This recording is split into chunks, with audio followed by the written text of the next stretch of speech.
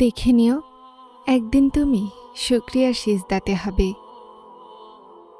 আর অশ্রুগুলোর মাধ্যমে তোমার চেহারা আর জায়নামাজ ভিজে যাবে। তুমি বুঝতে পারবে না যে কিভাবে সেই রবের শুকরিয়া আদায় করবে তুমি। তোমার সেই দোয়া যা তোমার প্রতিটা নামাজে মনে পড়ে, যা তুমি সিজদাতে লুটিয়ে পড়ে যাও, যা তোমাকে অস্থির করে দেয়, সেটা অবশ্যই কবুল হবে। তিনি ডাকের জবাব দেন, বিশ্বাস করো। সূরা তহার আয়াত নম্বর 46 বলছে যে আল্লাহর তোমার দুঃখের অনুভূতি আছে, আল্লাহর তোমার প্রতিটা না বলা কথার ইলম আছে, আল্লাহ তোমার প্রতিটা অসম্পূর্ণ খ্বাব সম্পর্কে অবগত। উনি দুঃখে পতিত তার বান্দাকে এমনিতেই ছাড়েন না। উনি শুধুমাত্র এই ভাঙা হৃদয়কে সিজদাতে লাগিয়ে দেন। এই কান্নারত চোখগুলোর শান্তি দোয়াগুলোতে রাখেন। দোয়া হলো বিশ্বাসের নাম, আল্লাহর সত্তার উপরে দৃঢ় বিশ্বাস, এমন বিশ্বাস যা অসম্ভবের ওয়াসওয়াসা থেকে অনেক পাক। যখন আল্লাহর কাছে কিছু চাওয়া হয় তো অন্তর সাক্ষী দেয় যে এই জিনিস এখন নসিবের অংশ হয়ে গেছে। প্রতিবার আল্লাহর কাছে দোয়া করার সময় বিশ্বাস আরও দৃঢ় হয়ে যায়। দোয়া করতে সবাই জানে, আর যাদেরকে আল্লাহ দোয়া করার তারিকা শিখিয়ে দেন তাদের অন্তরে তারপর কোনো ওয়াসওয়াসা থাকে না। যাদের আল্লাহর ওপরে বিশ্বাস থাকে, আল্লাহর কুদরতে, তারপর সে অসম্ভব নামক কথায় ডুবে যায় না, না দেরিতে হতাশ হয়। শুধুমাত্র সবর করো। আর যে মানুষেরা আল্লাহর ওপরে বিশ্বাস করে তাদের ভিতরে সবর আপনা আপনিই চলে আসে, কেননা তারা জানে আল্লাহ দোয়ার তৌফিক দিয়েছেনই এজন্য, কেননা তিনি দিতে চান। দোয়া চাইতে থাকো বারবার, এই বিশ্বাসের সাথে যে আল্লাহ শুনছেন, আল্লাহ দোয়াগুলো রদ করবেন না। আর বিশ্বাস করো, আল্লাহ জলদি তোমাকে এতটা দিবেন যে তুমি খুশি হয়ে যাবে। জানো আল্লাহ তোমাকে নিরুপায়ের মাকামে কেন এনেছেন? যেন তুমি আল্লাহর সামনে রুজু করো আর বিশ্বাসের সাথে যাও। যখন তুমি দোয়াগুলোতে বিশ্বাস করা শিখে যাও তো প্রতিটা জিনিস যা তোমার এখন অসম্ভব মনে হচ্ছে সেটা সহজ হতে শুরু করবে। যে জিনিস নসিবে নেই সেটাও তুমি পেয়ে যাবে। কোরআনে কারিমে ইরশাদ আছে, ঈমান আনাদের সাহায্যকারী আল্লাহ নিজে। উনি তাদেরকে অন্ধকার থেকে বের করে নূরের দিকে নিয়ে যান। আল্লাহ তাআলা বলেন, আমি অবশ্যই সাহায্য করি আমার রাসূলগণকে আর তাদের যারা ঈমান এনেছে। দুনিয়ার জীবনেও আর সেই দিনও সাহায্য করব যেই দিন সাক্ষ্য গ্রহণ করা হবে। কোরআনে কারিমে ইরশাদ আছে, আর আল্লাহ তোমার সাহায্যকারী, তো তোমার ওপরে কেউ বিজয়ী হতে পারবে না। আর যদি তিনি তোমাকে ছেড়ে দেয় তো কে আছে যে তোমার সাহায্য করবে? আর মুমিনদের উচিত আল্লাহর ওপরেই ভরসা রাখা। আল্লাহর গায়েবী সাহায্যগুলোর ওপরে বিশ্বাস করে আর তার গায়েবী সাহায্যের ওপরে বিশ্বাস রাখা কি হয় জানো? যে যখন কোনোই রাস্তা নজরে না আসে, তুমি অন্ধকারে ডুবে গেছ, তখন তুমি চোখ বন্ধ করে নাও আর এটা ভাবো যে এখন যখন দ্বিতীয়বার চোখ খুলবে তো সব দিকে আলো হবে, কেননা আল্লাহ তোমার জন্য সমস্ত অন্ধকারগুলোকে আলোতে বদলে দিবেন।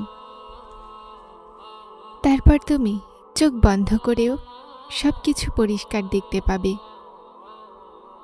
আল্লাহ হয়তো আছেন যে তোমাকে চোখ ছাড়াও রহমত দান করতে পারেন। এই কঠিন সময় তো শুধুমাত্র সাময়িক। পরীক্ষা যখন আল্লাহ দিয়েছেন, তো সেটা থেকে বেরও করবেন তিনি। তুমি শুধুমাত্র তার উপরে বিশ্বাস রাখো। জানো আল্লাহর গায়েবী সাহায্যের বিশ্বাস কিভাবে করতে হয়? তুমি আল্লাহকে মানো, তার উপরে বিশ্বাস রাখো, তার ইবাদত করো। তাকে কখনো দেখনি, কিন্তু তোমার বিশ্বাস আছে যে তিনি আছেন। তুমি তার সন্তুষ্টি হাসিল করার জন্য লেগে থাকো। তুমি গুনাহ হয়ে যাওয়ার পরও কাঁদো, কারণ তুমি আল্লাহকে অসন্তুষ্ট করে দিয়েছ। তুমি জানো যে তুমি তওবা করে তাকে রাজিও করে নিবে। যখন কেউ তোমার হয় না, তখন তুমি জানো যে কেউ আছে যে শুধুমাত্র তোমার। যখন বিপদ তোমাকে ঘিরে নেয়, তো তুমি কেঁদে কেঁদে তার কাছে দোয়া করো। তুমি জানো যে তিনি আছে। তাকে দেখা যায় না, কিন্তু সব দিক থেকে তাকেই দেখা দেয়। চোখগুলো তাকে দেখতে পায় না, কিন্তু শরীরের এক এক লোম শুধুমাত্র তারই সাক্ষ্য দেয়। যখন তার উপরে এতটা বিশ্বাস আছে, তো তার গায়েবী ক্ষমতার বিশ্বাস কেন নেই? কোরআনে কারিমে ইরশাদ আছে, বলে দাও আমার ওই বান্দাদেরকে যাদের পরিস্থিতি অসম্ভব মনে হচ্ছে, আমি সর্ববিষয় সর্বশক্তিমান। হতাশ কেন তুমি? তুমি কি ভুলে গেছ আল্লাহ সবকিছু বদলে দিতে সক্ষম? নিজের সমস্ত সমস্যাগুলো আল্লাহর হাতে ছেড়ে দাও, আর তারপর দেখো আল্লাহ কিভাবে তাদেরকে সমাধান করেন। তুমি দেখবে আল্লাহ কিভাবে সেই পরিস্থিতি বদলাবেন যা তোমার মনে হতো কখনোই বদলাবে না। তুমি দেখবে আল্লাহ তোমার দোয়াগুলোর জবাব কিভাবে উত্তম উপায়ে তোমাকে দিবেন। তুমি আল্লাহর হুকুমে নিজের জীবনকে উত্তম হতে দেখবে। প্রতিবার পড়তে পড়তে বাঁচিয়ে নেন। নিজের রহমতের মাধ্যমে এই অন্তরকে হালকা করে দেন। করে দেখে নিয়েছি সব চেষ্টা আমি। এখন আপনার হাতে ছেড়ে দিয়েছি জীবনের প্রতিটা কাহিনী। ইয়া রব, রাজি আছি এখন এই কাহিনীর যেটাই সমাপ্তি করেন। আল্লাহ তোমাকে এই পর্যন্ত এজন্য আনেননি যেন তুমি হতাশ হয়ে শক্তি হারাও। তারপর তিনি তোমার মনের পছন্দ মতো জিনিস তোমার কাছে আনবেন নির্ধারিত সময়ে, আর তুমি অবাক হয়ে যাবে। যে অশ্রু তুমি রাতের অন্ধকারে নিস্তব্ধতায় ফেলেছ, যে কষ্ট তোমার মনকে অস্থির করে রেখেছে, সেই রব সব কিছু সম্পর্কে অবগত। এক মা তোমাকে কাঁদতে দেখতে পারে না, তো যিনি সবার থেকে বেশি ভালোবাসেন কিভাবে দেখতে পারেন? তোমার জন্য মজেজা হবে। নিজের মজেজার ওপরে বিশ্বাস রাখো। তার কোন তোমার সমস্ত কষ্টগুলোকে দূর করে দিবে। একদিন এই কষ্ট শেষ হয়ে যাবে। শুধুমাত্র এখন সবর করার সময়। তুমি সবর করো।